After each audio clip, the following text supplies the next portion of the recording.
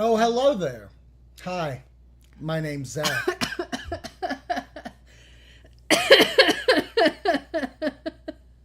Sorry. And I got a haircut. That's somebody we'll introduce in a minute. Coffee McGee over here. On today's episode, we are going to talk Jurassic World Rebirth. It is officially out. It came out on Wednesday. Jim has finally been able to go see it. We went to see it last week. But there's a bigger discussion I want to have about that movie, so we'll get into it. M3GAN 2.0. It's a failure. That's what everybody tells me. And I do believe there is some lulls it's having. But is it the biggest failure like the internet wants you to think it is? We'll discuss it. HHN dropped a new house. We'll talk about it. And summer horror movies. They're fun to watch during the summer because they're horror. All that and more. Never come back again. It's got a death curse. It's got a death curse. Drop.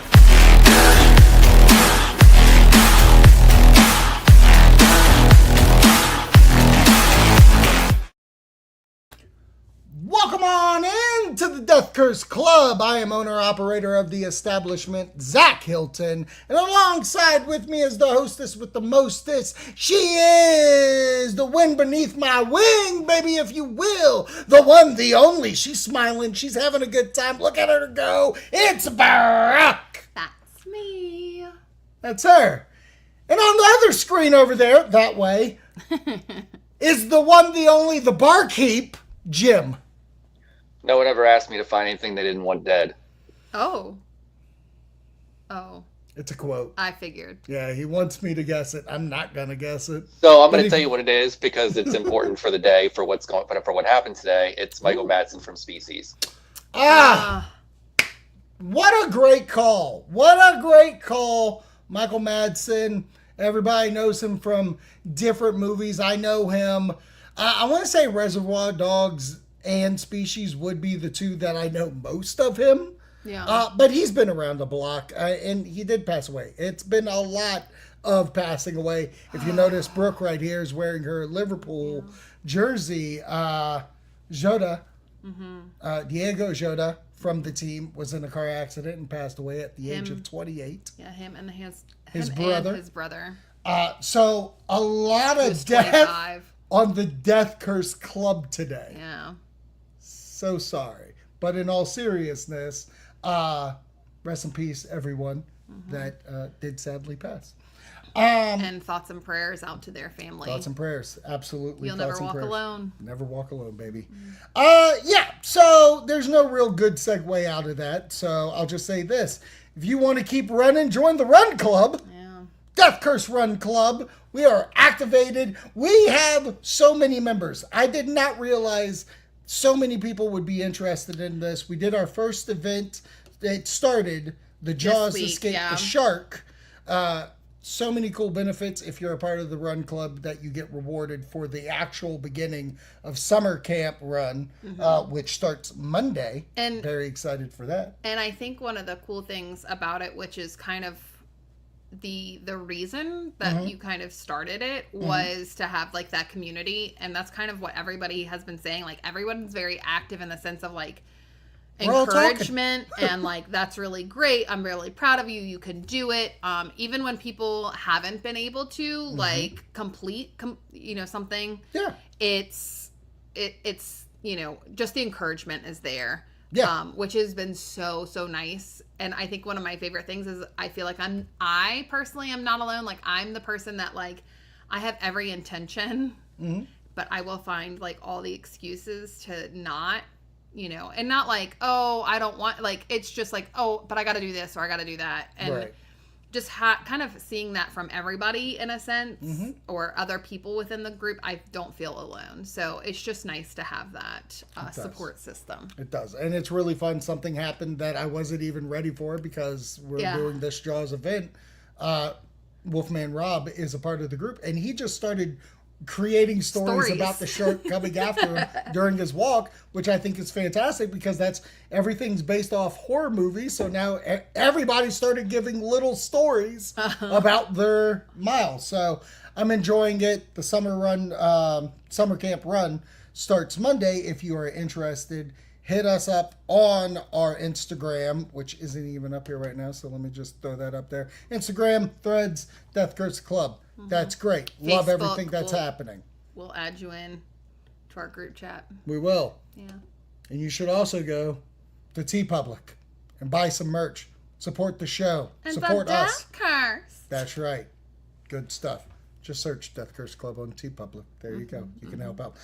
The one thing that I do want to kind of bask in glory here, I ordered this fine thing off of Fright Rags, pint glass, that is bubbly. Like, this is texture, baby. Yeah, like, I was going to say. You can feel every tooth in there. But there's nice, like, there's waves in here and shark fins. Then you also got the barrels there on that side, and you got the jaws logo there. Good stuff from Fright Rags. Highly recommend. They make great pint glasses. All right. From one Steven Spielberg thing to another. And I like that they also give somewhat props for the cup of that they got it out to you so quickly. They did. They got it here in like 2 days. I ordered it Tuesday, and it's now Thursday. Yeah. They got it in before 4th of July because in Amity... And you didn't pay extra for that. It's not like you were like, ship this immediately. Get it to me, okay? That's your voice. But this is my voice? I didn't know I talked like this. Yes. Oh, wow. God, no wonder you loved me talking in bed. What? You had so many options. Why would that you was go the with option. That? No. Uh-huh. Ew. Anyways, from one Steven Spielberg in voice to Jurassic World Rebirth. Uh-huh.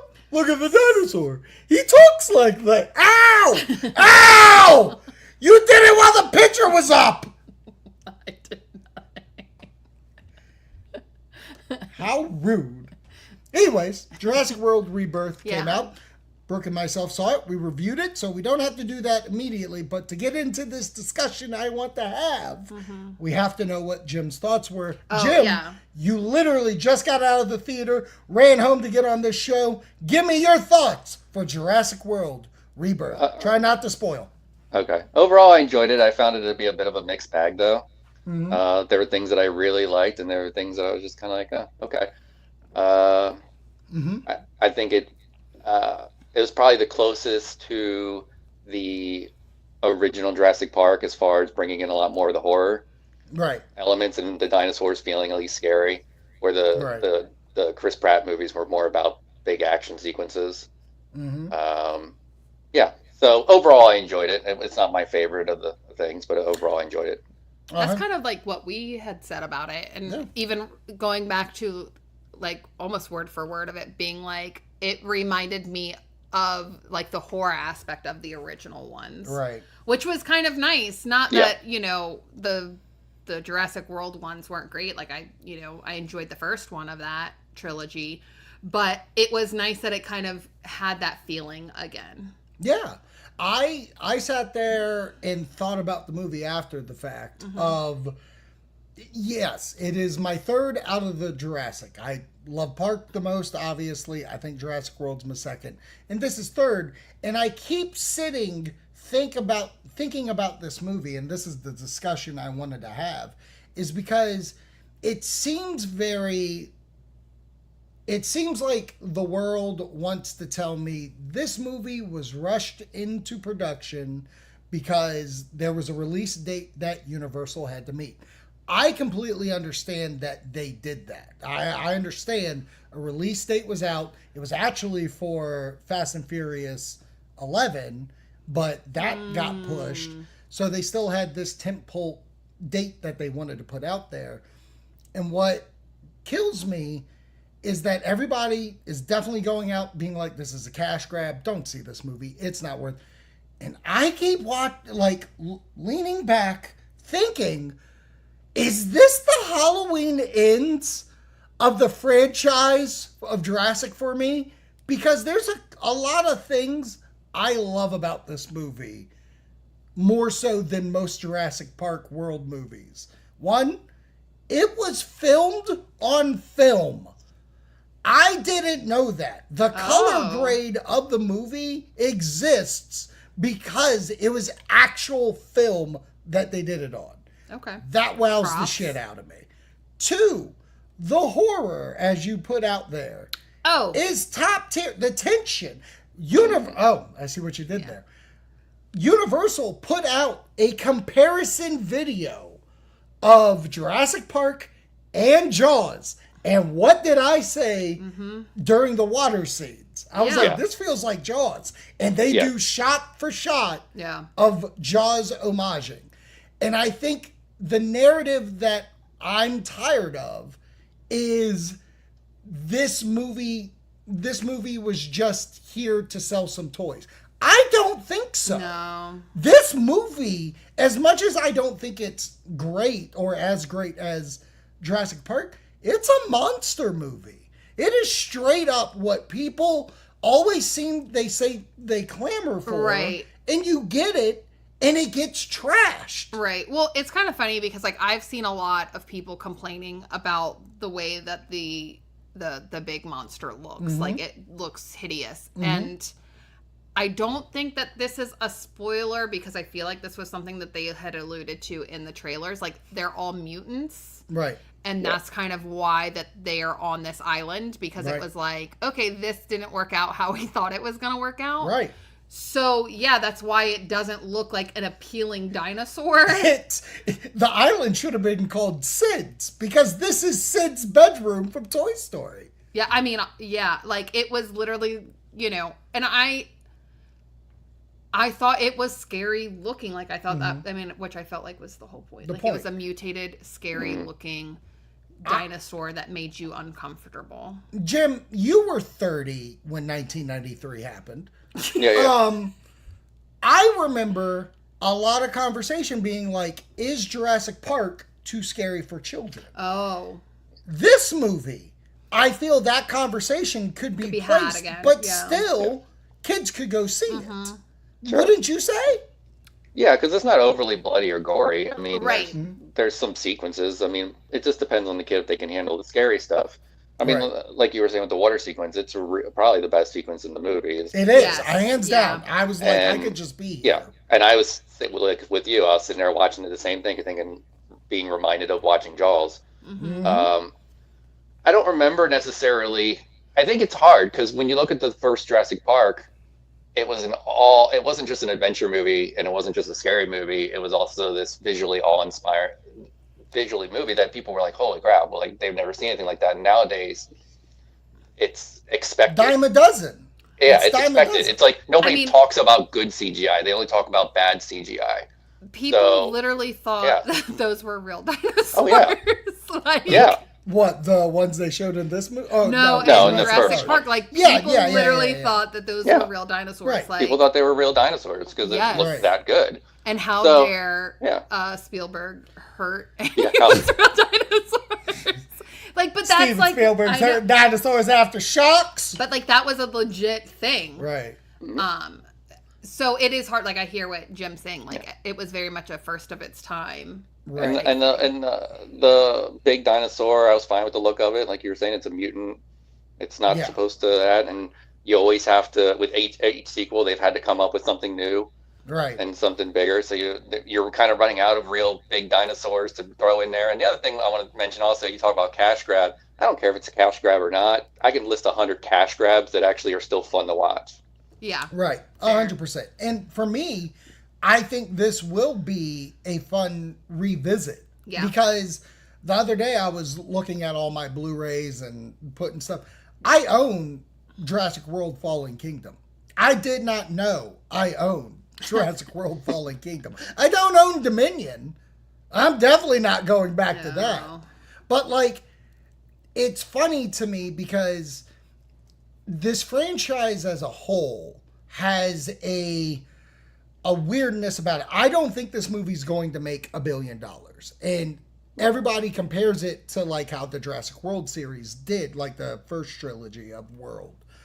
What's fascinating is like it was 22 years since Jurassic Park, the original. I guess you could go 20 or 15 years since Jurassic Park 3.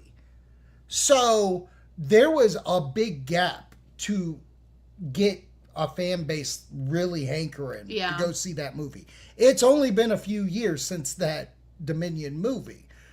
I think it takes balls to be like, no, we think there's a way we can go with this franchise while incorporating Jurassic World's first trilogy and honoring and making sense of like, okay, this is why dinosaurs are dying, basically.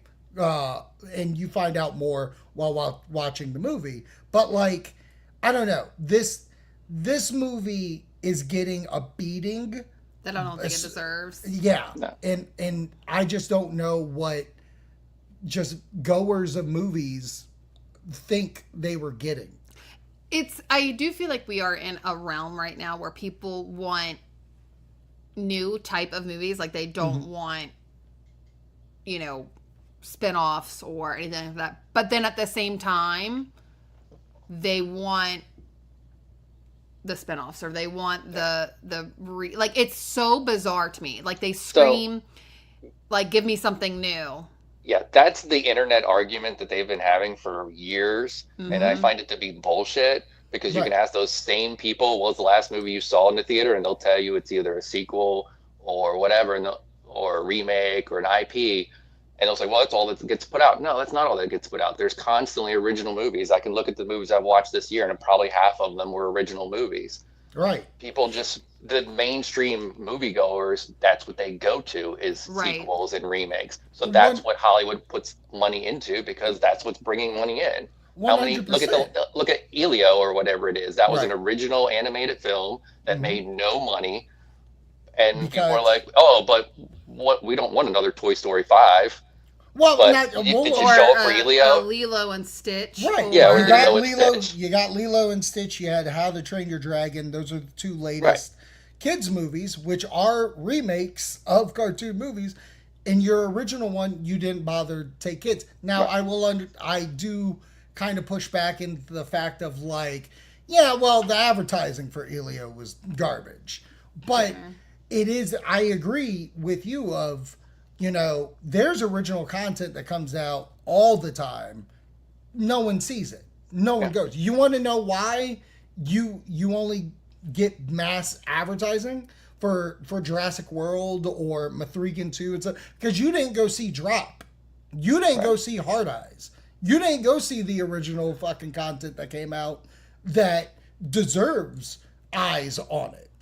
So, and why Sinners gets such this like media glowing because it was an original property that actually made money. Yeah. Right. Who would and I will say, well, the thing about Sinners, one, besides the fact that it was great. Yeah. I mean, also the one thing is that like the black community supports their movies. Yeah. Yes. Like they will show up. They would take church trips to go see Black Panther. Right. Yes. Right. And so I mean, Tyler Perry is like a billionaire or whatever off of his movies, so they show up. So that helps Sinners. The support, yeah, for the support, and it deserved it. Oh, 1 million%.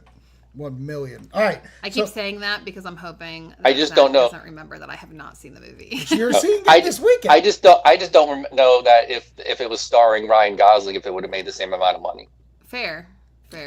No, not Ryan Gosling. He's not a box. I don't know. That was the first white actor I thought of. I hear you.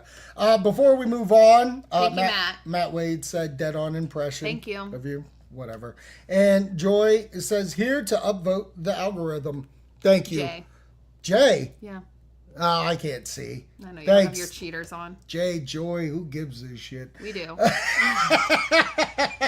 we appreciate I'm a joy for Jay. There you go. There I'm a joy for Jay. I'm a joy for Jay. Okay. So the next thing I want to get into is M3GAN came out,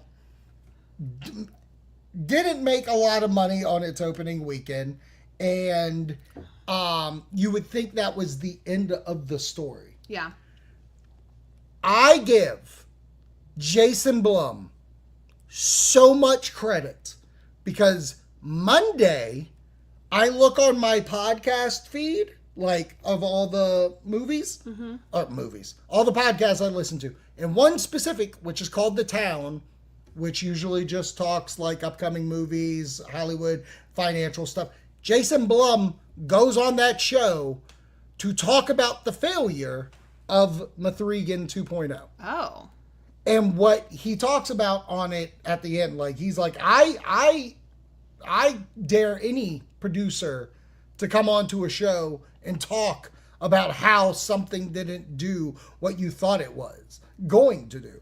And they get into the fact that he was like, M3GAN was such a popular character, they thought they had a summer blockbuster on their hands, and they obviously didn't. They didn't stay in the comfort zone of horror and tried something new, which the audience didn't gravitate to. He goes deep dives in everything that they thought was going to go one way and went a completely other way. And why I love that is because no one ever takes the wounds. They just lick and go home. Yeah. He actually came out, talked about it. And I'm even here to say the war ain't done. Like, you got a second weekend. One of the biggest things about M3GAN 1 was the fact that it was word of mouth and kept going. Mm-hmm. I have not met a soul that does not like M3GAN 2. I do think the audience, for some reason, some audience members didn't know it wasn't a horror movie. I don't know how you missed that through all the trailers being action and comedy. Because they're just going off of the first one. I mean, we know people that don't watch trailers. Like, let's be real. Joy me. There you go. Oh, That's God. what it says. It does say joy me. Yep. Joy me. Join me, Jay. Yeah, there's a lot of people who just see the name of the movie and go, okay, that's what I'm going to go to. Or they recognize that it's a sequel. They don't pay attention to trailers and they don't look at them. But yeah, and if you saw the trailer, you had to know it's not a horror movie. So to go back to the last conversation, they gave you an original idea for this property. Well, and what I was even going to say off of that, it's like based off of, or not just based off of, but like going off of also what he was saying. Mm-hmm. Like, they don't come up with that like on their own. It's not like some random idea within a movie. Like, everything has numbers and percentages that they are going off of. Like, okay, well, comedy, horror has this realm of, viewer satisfaction and things like that. So what if we did this? Or a lot of people said that they like M3GAN and that they find her, you know what I'm saying? Whatever they may have said. So they made decisions based off of what they felt like were good numbers or percentages. Right. Hence why, we tease all the time, or not we, but like people tease all the time, like, oh, I got this, survey and things like that. Mm-hmm. Like, a lot of decisions are based off of people doing surveys or reactions, and it goes that route. So sometimes I don't think that people realize you're literally getting what you asked for, and then you're turning around hating. Like, you're jealous. It's like you ordered the dessert at dinner, and then that the waiter recommended, and your friend got something else, and you're like, well, but I don't want this, I want that now. Type thing. Like, you went off of what you thought you wanted. Right. And what's weird for me... But it's still a good movie. That's the thing. The movie is super fun, and I think is either going to find its audience on streamer or Blu-ray or whatever. I'm hopeful that it still makes money in theater, because here's the biggest thing, and this is why it's upsetting to me. Everybody's like, it flopped. It's flopped. It's the worst fucking, like, this thing is dead in the water. No, the movie cost $20 million. Right now, before the day is over, it has made $19 million. How is it a flop? We can't throw the word flop around without, like, knowing the meaning. Here's another reason. F1, no, I haven't seen it, still want to see it. F1 has only made $160 million. It's a $300 million budget movie, which means to make profits, it needs $650 million worldwide to be a hit. Do you think it's going to hit 650? I don't. That's a flop. But it Twisters. could be a good movie. You know what I'm saying? Twisters. Like, that's the issue. Big hit. Everybody says it's a big hit. It didn't make its budget back. So, like, but because Glenn Powell's in it and we want to call him a star, he can't be in a flop. Mission Impossible Final Reckoning. It's supposedly a $400 million budget. It needs to make 850. It's only at 5. That's a flop. So why is M3GAN getting beat the fuck down for her $20 million budget? And it's literally like on the cusp of breaking even. Yeah. I would say, and I agree with you, but I would say the argument I would make is that the fact that it finished at number 3. It got beat by a movie that was already out. At number 2, I don't remember off the top of my head what it was, where those other movies you talked about won the box office weekend. So that's where the people look at it and go, oh, well, it failed because it didn't make any money opening weekend. It didn't do well opening weekend. I think it's fun. I agree. I do think it'll find its audience down the line. It should have worked for people. It worked for Terminator. And that's another great point of like, you can't sit here and blame a movie for not making money because they changed genre when that was the biggest genre changer and it made a ton of money. I mean, it's almost exactly the same because the original Terminator was a sci-fi horror movie, and then you took the killer, made him a hero, upped the comedy, upped the action, took out the horror. That's literally what you said walking out. And it's going to be fine, guys, because if you're a general audience member that didn't get the movie or whatever, don't worry. M3GAN 3 will be back out. It'll be a horror movie. It'll be the same fucking movie. They'll just put a 3 on it because that's what you want, apparently. Well, it's already got a 3, so is it M3GAN 3? M3GAN 3. This time it's M3GAN 33 and a third. Or do we just make the 3 bigger? Make the 3 bigger. That's what I would do. Jay says, question, do you think Blumhouse would have been better off to do limited theater than instant streaming? So that's a wild question because Blumhouse with Halloween Kills, Ends, and Five Nights at Freddy's did day-and-day streamer with theater. So some of those made money. Some of those, I mean, all of them made money. All of them made. What's it we call it? The Five Nights at Freddy's made decent money from what I remember. Like hundreds of millions. I will say for a talking bit of being like, well, we put it out day and date. So yeah, we didn't, the streamer took a lot of views than theater going, but Peacock got some views off of it. I think to swing the conversation into a positive, that could have been a better route. Did you hear the question? I did. Do you have thoughts? I agree with kind of like what you were saying that it really just all depends. I feel like the biggest thing that people had an issue with is realizing that it wasn't a straight up horror movie. I think the issue was the release date. So I don't think it has anything to necessarily do with the release of it, in a sense. I don't know if it would have really done any better on just a streaming or a limited. So it was a sequel of a movie that did well. There was no reason for it to go straight to streaming. Right. But and something that's so very popular. I mean, listen, hold up, back up. Like, Universal is literally, I mean, it has stopped now because it was part of the promotion for it, but having, like, M3GANs show up and the crowds at to Universal see it. Studios, Florida, M3GAN was dancing out. Yeah, there was a crowd, like, a couple of M3GANs that were showing up and dancing. Like, the crowd to see that was a lot. And it was it was a hit last year. We talked about it, that people, us included, stood in line to take a photo. People were clamoring the year before to watch the Horde come and dance. So I don't think that the character itself would have made sense. Like, if we were sitting here before seeing the movie, I mean, even seeing it, because again, we liked it, and being like, why is this a limited, or why is it going to streaming? Like, so, it would have been very odd. Jim hit the nail on the head of, this shouldn't have been the date that it came out on. The first one came out in January. Mm-hmm. This movie should have came out in January. Fair.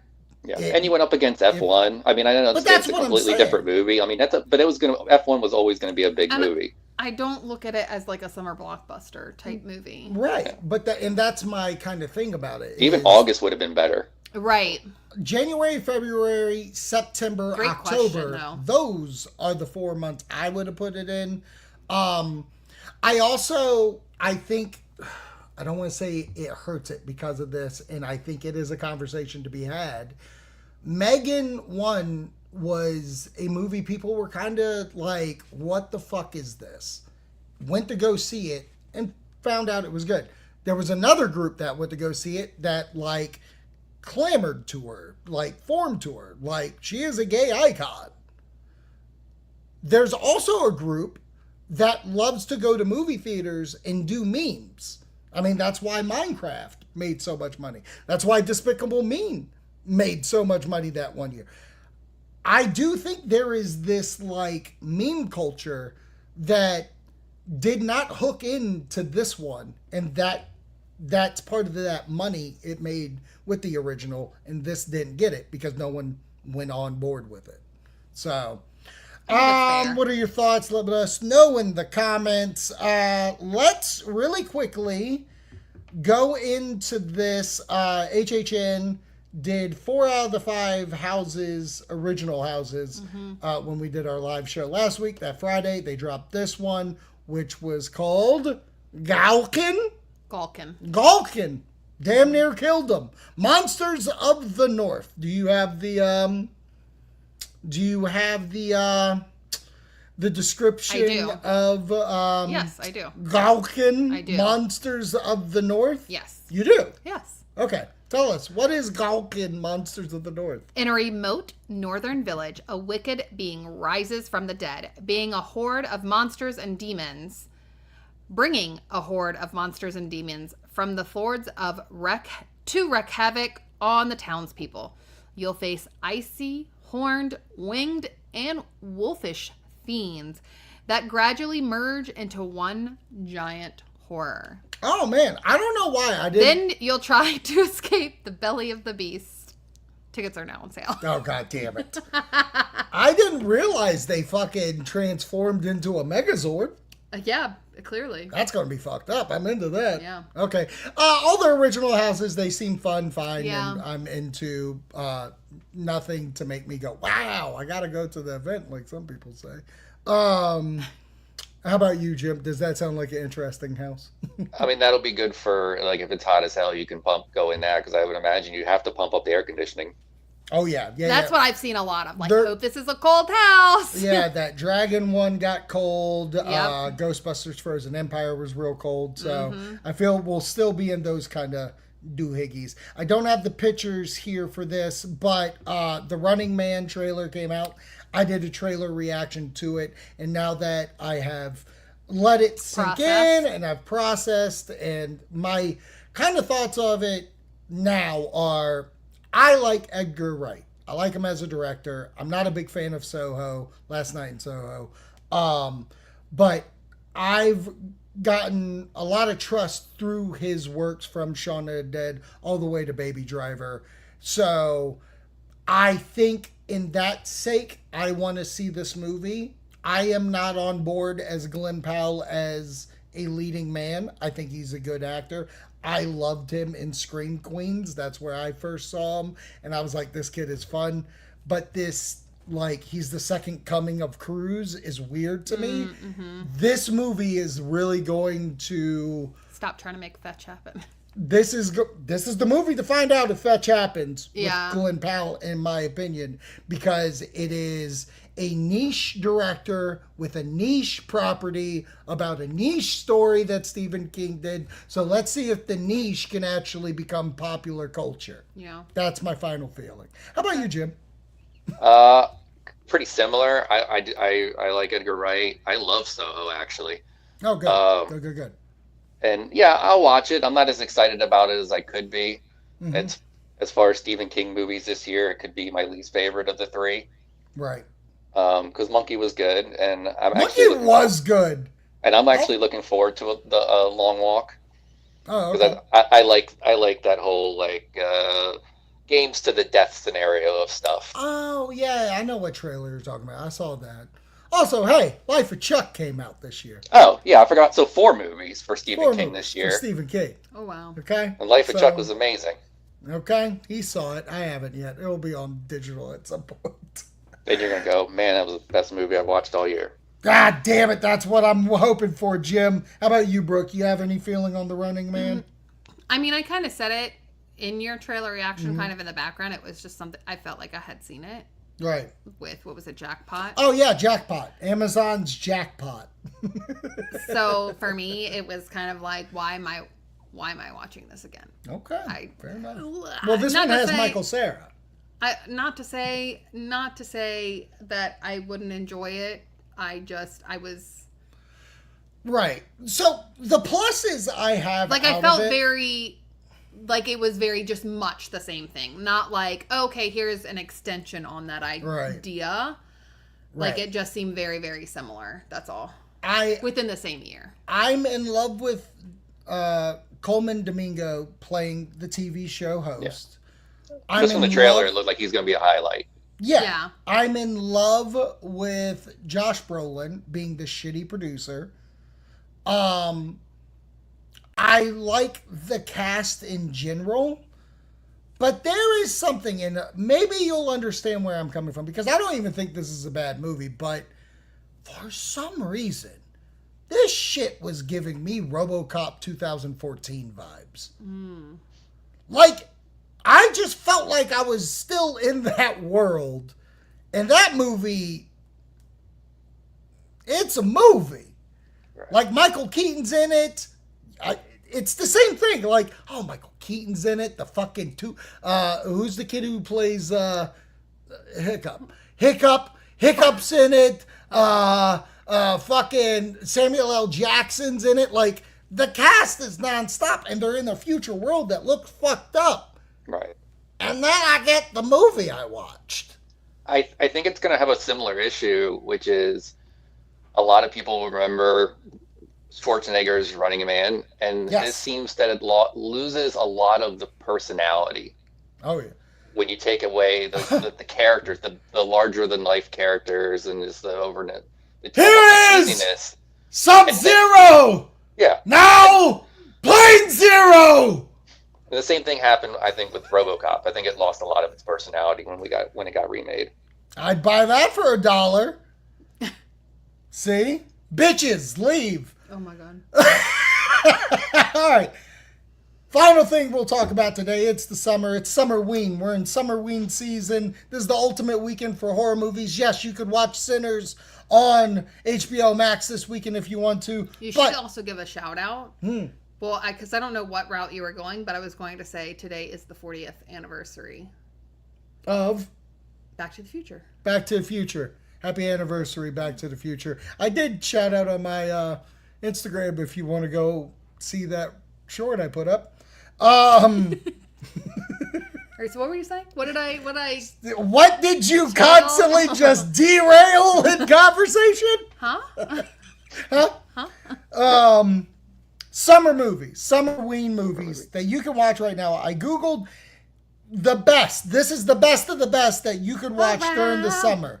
Texas Chainsaw Massacre, Jaws, Friday the 13th, I Know What You Did Last Summer, Midsummer, It, The Burning, Sleepaway Camp, Piranha 3D, The Final Girls, Cabin in the Woods, The Hills Have Eyes, Us, Cabin Fever, Sleepaway Camp, 1983, Jeepers Creepers, The Madman, Evil Dead, Cheerleader Camp, Fear Street Part 2, The Lost Boys, Friday the 13th Part 2, Killing Ground, and Summer of '84. These are some of the best that you can watch. Out of that list, Jim, what would you recommend someone to watch this weekend, 4th of July weekend? Well, I like my summer camp movies, and so I'd already had 2 movies in mind, and you mentioned both of them, and that was Sleepaway Camp and The Burning. Oh, you know what? I don't think I've seen The Burning. It was a trivia question when we did trivia last year. That's why you got it, and I did not. So maybe I need to watch The Burning. It's got a young Fisher Stevens and a young Jason Alexander. Ooh, okay. Maybe I'll watch this. Brooke, out of all those horror movies, what stood out to you? I mean, listen, it's 4th of July weekend. Of course I'm going to say Jaws. Okay. Like, of course I'm going to say Jaws. I'm 100% never going to say Lost Boys. But Jaws, absolutely.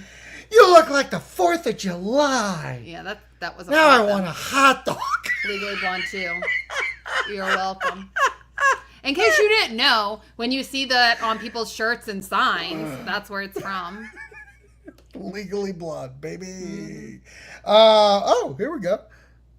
Jay says, The Hills Have Eyes, 1,000,000%. That movie will get you. I'll be honest with you. It gets me every time. Yeah. For some reason, maybe it's because I'm not looking forward to this reboot sequel, but I know what you did last summer is quality 4th of July weekend movie. I don't know if I've ever seen it. I don't need to see it. I just said never say that. Never say that around me. Never say that around me. I'll just go to sleep. Ain't that right? And also, just because this week I watched it for the first time, The Meg 2, quite enjoyable.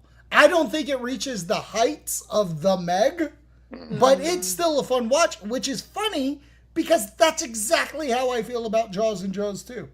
That's fair. Like, it's wild that those are the 2 shark movies. Also, The Shallows. That's just Shallows. Yeah. Oh, my God, what a movie. All right. Before I let you go, let me just tell you. Amazon, you want 4 free months? Go ahead. Go to the description of the video. Click that link. You'll get 4 months of music, podcasts, and audiobooks. All for 4 months. That's 1/3 of the year. You can get it for free. And you're helping out the show. We actually get a little kickback from that. So give me a little kickback, from you Jack. not paying anything. Yeah, exactly. Also, the Run Club. It's going well. It's going well. Our first event right now, the Jaws event, is set to end July 5th. But Summer Camp Run starts Monday. It is a 8-chapter story. You're going to want to be a part of it. Plus, if you get all the badges, all 8 badges, you will be entered in to win swag. What? Yeah, I said it. Oh. And again, we said it at the top, but such a great community conversation and support system. A lot of good people in it. I Know What You Did Last Summer was better when it was called Scream 2. Blah, blah, blah, blah. I kid. I know. One was based in college, brother. One's based in college, brother. Oh, my gosh. That's Scream 2. Anyways. Brooke, remind me to tell you what that oh, my gosh was for. Oh, my God. All right, Jim, you want to plug anything before we go? No, follow me in real life because you're not going to find me on social media. That's true. Brooke, you want to plug I'll find anything? a picture of you, though. Yeah, it exists. It's out there. It does! Oh, my God. Actually, what a way to end the show. I literally saw Brooke later on that day, and I said, you want to see Jim smiling? Because I've never seen it. I have photos of Jim smiling. Not like that. Not as happy as that could be. That was not that happy. That was just me being friendly. Is that what we're calling it? Friendly? Yeah. Friendly. That's me being friendly. So, yes, we have. Is that what your plug was? Yes. Is that your plug? Yeah. Yep. My plug is you can find Jim. If you want to find him on the internet, he's smiling. Smile for me. All right, we will catch you next time on the Have Death a wonderful Thirst Club. holiday. Did I say Death Thirst Club? Oh, maybe. Well. Never come back again. We got a death.